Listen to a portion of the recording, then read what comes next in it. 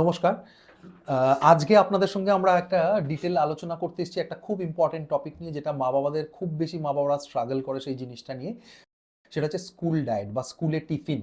কি টিফিন দেবো এবং সেটা কতটা তাদের জন্য হেল্পফুল হবে, আদৌ সেটার মধ্যে কোনো নিউট্রিটিভ ভ্যালু আছে কি নেই, সেগুলো খুব ইম্পর্টেন্ট। সো আমরা যখন কোনো টিফিন দেবো বাচ্চাকে, প্রথম হচ্ছে ২-৩টে ক্রাইটেরিয়া আমাদের কাছে খুব ইম্পর্টেন্ট, যেটা আমাদের মাথায় রাখতে হবে সবসময়। ফার্স্ট হচ্ছে যে টিফিনটা আমরা দিচ্ছি সেটার নিউট্রিটিভ ভ্যালু কতটা, সেটা কতটা নিউট্রিশনালি বাচ্চাদের জন্য কতটা হেল্পফুল। সেকেন্ড হচ্ছে সেটা কতটা বাচ্চাদের জন্য অ্যাকসেপ্টেবল, বাচ্চারা কতটা সেটাকে অ্যাকসেপ্ট করবে। থার্ড থিং হচ্ছে যে সেইটার অ্যাভেলেবিলিটি, মানে সেটার ইজিলি অ্যাক্সেসিবিলিটি কতটা, বাচ্চা কি সেটা স্কুলে নিয়ে যেতে পারবে। সো এই ৩টে পয়েন্ট ইজ ভেরি ইম্পর্টেন্ট। এমন অনেক খাবার আছে, অনেকে বলেন কিন্তু সেটা কিন্তু স্কুল অথরিটি অনেক সময় অ্যালাউ করে না।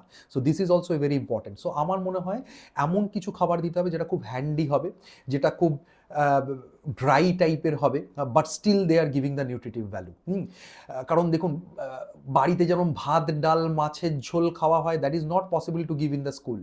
কিন্তু এমন কিছু দিতে হবে যেটা খুব ড্রাই হলো কিন্তু ভালো হলো, বাচ্চাও খেতে পছন্দ করলো, প্লাস স্কুলের অথরিটিরও সেরকম কোনো প্রবলেম হলো না। তার মধ্যে ৩টে কম্পোনেন্ট অফ ফুড খুব ইম্পর্টেন্ট, যেটা আমাদের মাথায় রাখতে হবে। First one is protein, second one is carbohydrate, third one is যেটা আমরা বলি ফ্যাট।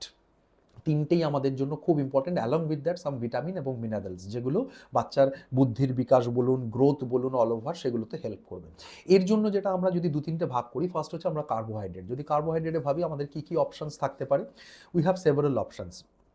আমাদের মধ্যে কার্বোহাইড্রেট মানে আমরা মনে করি যেমন ধরুন ব্রেড, যেমন ধরুন rice, this are the carbohydrates, carbs.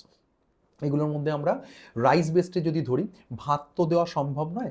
So whatever you can do, আপনি চিড়ের কিছু একটা আইটেম দিলেন, ধরুন চিড়ের পোলাও মতো কিছু বানিয়ে দিলেন, ঠিক আছে। ইউ ক্যান গিভ মুড়ি টাইপের কিছু, মুড়ি দিয়ে কিছু একটা মাখা করে দিলেন, হ্যাঁ, যেটাতে একটু সবজিও গেল, একটু ধরুন একটু মুড়ি দিয়ে, পেঁয়াজ দিয়ে, একটু শশা দিয়ে, একটা বাদাম নাটস দিয়ে একটা একটা অল ওভার একটা ড্রাই একটা কিছু বানিয়ে দিলেন, যেটাতে ও খেলেও ভালো, খেতেও টেস্টি হলো, বাট কার্বসও গেল।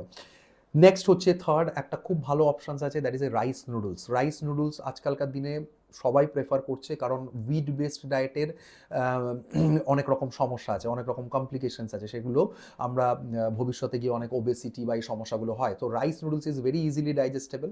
আপনি যে ম্যাগিটা দিচ্ছেন তার পরিবর্তে চেঞ্জ করে আপনি রাইস নুডলস স্টার্ট করুন। রাইস নুডলসের মধ্যে ইউ ক্যান অ্যাড ডিম। আপনি ডিম দিয়ে, সবজি দিয়ে, যেরকমভাবে আপনি নুডলস বা চাউমিন বানান সেটাই ওটা দিয়ে বানালেন। হ্যাঁ, so that can be a very, I think, acceptable for your kids also. হ্যাঁ, রাইসের মধ্যে যদি আমরা আরও অপশানসে যাই, ধরুন ইউ ক্যান গিভ ইডলি, হ্যাঁ, ইউ ক্যান গিভ দোসা, হ্যাঁ, এইগুলো কিন্তু রাইস বেসড। আপনি একটা ধরুন ক্ষীরা মতো করে দিলেন, পায়েসের মতো করে দিলেন, দুধ দিয়ে রাইস দিয়ে একটা মিক্স করে ছোট্ট একটা টিফিন বক্সের মধ্যে, যাতে না পড়ে যায় এমনভাবে কনসিস্টেন্সিটা বানালেন যাতে খুব পাতলা হলো না, একদম ড্রাই ড্রাই ড্রাই ড্রাই মতো থাকলো, হ্যাঁ, তো সেটাও দিতে পারেন। So this are the options for the carbohydrate. প্রোটিনের মধ্যে খুব important for the growth of protein, যারা ননভেজ তাদের জন্য egg is very very important. প্রতিদিন একটা করে বয়েলড এগ দিতে পারেন। যদি বয়েলড এগ পছন্দ না করে, you can go with a, that is a fried egg. Fried egg বা ভুজিয়া টাইপের আপনি করে দিতে পারেন, হ্যাঁ, with some onions, with some other masala, হ্যাঁ, তো এটা একটা অপশানস হতে পারে। প্রোটিনের মধ্যে আপনি চিকেন, হ্যাঁ, চিকেনটাকেও you can slice in a small pieces of chicken, এবং সেটাকেও আপনি একটা ফ্রাই করে একটু সবজি দিয়ে, সেটাই একটা ডায়েট হয়ে গেল, হ্যাঁ, প্রোটিন ডায়েট। হ্যাঁ, যেরকম আপনি নুডলস বানাচ্ছেন ফ্রাই করে বিভিন্ন সবজি দিয়ে, সেরকম এটাও একটা ফ্রাইড আপনি করতে পারেন। So that is also very important.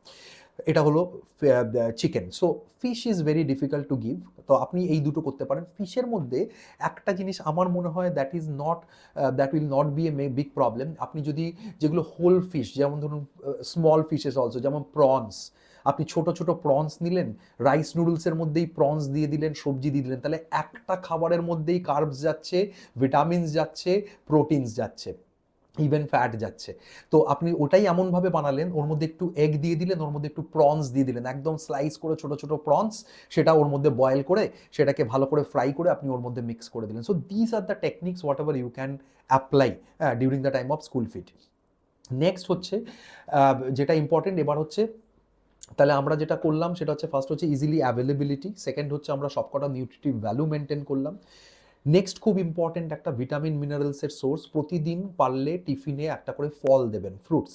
So that can be whole fruits, যেমন ধরুন একটা অ্যাপেল দিতে পারেন, হ্যাঁ, আপনি একটা কলা দিতে পারেন, হ্যাঁ, আপনি একটু পাকা পেঁপে কেটে দিতে পারেন, হ্যাঁ, আপনি একটু পমেগ্রানেটস দিয়ে দিলেন, অল্প খেলেও শর্ট টাইম পিরিয়ডে। অনেক স্কুলই হয় যেগুলো যারা এখন ডে টাইম স্কুল করে, that is basically second half school করে, মানে ধরুন 10টা থেকে বিকেল 4টে অবধি, তাদের দুটো টিফিন হয়। সো একটা স্মল টিফিন দিলেন, একটা লার্জ টিফিন দিলেন। স্মল টিফিনের মধ্যে তারা ওই ফ্রুটস, তারা ছোটোখাটো কিছু একটা স্ন্যাক্স খেলো, আর মেন টিফিনের মধ্যে আপনি দোসা, ইডলি, রাইস নুডলস, হ্যাঁ, চিড়ের pulao, this kind of things you can go with. So আমার মনে হয় এই ভিডিওটা থেকে আপনাদের regarding the school tiffin balanced একটা ডায়েট সম্পর্কে কিছুটা আইডিয়া আমি দিতে পারলাম। ফার্দার যদি কোনো কোয়ারিজ থাকে ডেফিনেটলি আমার পেজে যান, আমার সঙ্গে বা আমার যে সেক্রেটারি আছে তার সঙ্গে কন্ট্যাক্ট করুন। যদি ফার্দার কোনো রকম কোয়ারিজ লাগে আমরা সেখানে এই ব্যাপারগুলো আরও সলিউশন করব। আরেকটা খুব ইম্পর্টেন্ট, শেষ করার আগে বলবো, জল, ফ্লুইডস ইজ ভেরি ইম্পর্টেন্ট। বেশি করে জল দেবেন, কারণ এখন বর্ষাকাল, ভাইরাল ইনফেকশন, পেটের অনেক সময় সমস্যা হয়, বাচ্চাদের ডিহাইড্রেশনের একটা সমস্যা হতে পারে সেটার থেকে। নেক্সট হচ্ছে এই যেগুলো বলছিলাম, ভাইরাল ইনফেকশন, বিভিন্ন ভাইরাল ইনফেকশন এখন হয়। শরীরে যদি হাইড্রেশন ভালো থাকে, সেগুলো কিন্তু এই ভাইরাল ইনফেকশনসগুলোকে বা ভাইরাল ফিভারগুলোর থেকে অনেক সময় বাচ্চাকে প্রোটেক্ট করবে। So this is the thing whatever we discussed already. আশা করি আপনাদের অনেকটা সুবিধা হলো। So thank you so much.